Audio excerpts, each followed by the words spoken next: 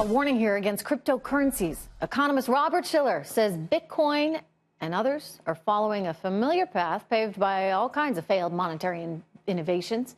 In other words, new does not actually equal better. And he joins me right now.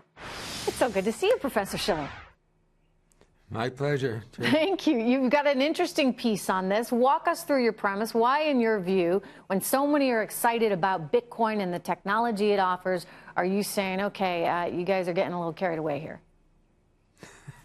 Yeah, isn't it kind of amazing how much enthusiasm there is for Bitcoin or the other cryptocurrencies?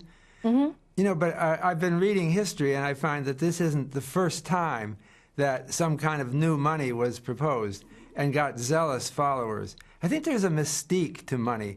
You know, there's something that children will ask, what is these little pieces of paper? Why does people take it? Mm-hmm. Well, they take it because other people will take it, and there's some kind of faith or belief in it. Mm-hmm. We could just as well have it worthless, but somehow it isn't. It's worth a lot. So at least U.S. currency, right? Yeah, I mean, somehow currency is a strong, psychologically important part of our lives. Well, nations attach their name to it. The European Union kind of created this euro currency. I think it was a bid to establish connections between the different countries and make them feel like one country. So it's so important to our psyche. Mm-hmm. That anyone who wants to produce a new idea tries to link it somehow to a new kind of money. But you don't see this going anywhere, right? You don't see Bitcoin because you know, I've talked to a lot of people who say it's remarkable. It's crazy what it can do in terms of the ease of payments going forward. You know, Western Union, right. Goodbye. It's going to cost tiny fractions of what it once cost to get money all over the world. It could change the credit card industry. But you don't seem to believe so. How come? Well, I don't think that the cost of doing a transaction is that exciting. What is it that excites people? And I think it has something to do with our political side. The really critical feature of Bitcoin is that it doesn't depend on a government. Mm-hmm. In fact, there are claims that government can't control it.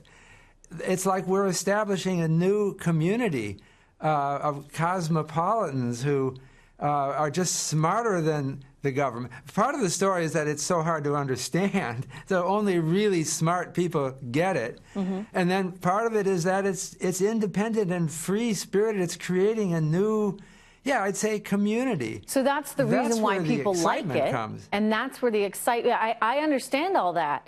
And there have been various times I haven't invested in this stuff at all, but, you know, I've been kind of excited about it, too, in terms of its potential. But where does that potential break down in terms of not becoming a reality, Robert? Well, it is a reality.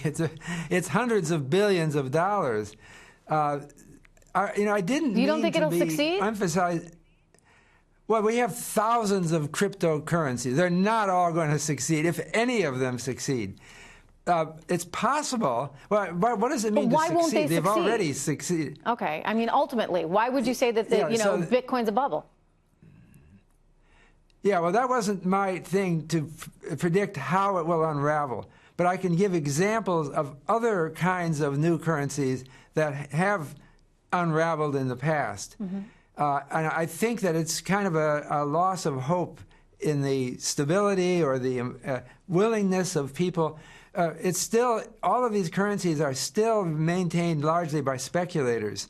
You know, we don't buy and sell very much in terms of cryptocurrencies. Right. It hasn't happened yet. See, what happened, this is how money was invented.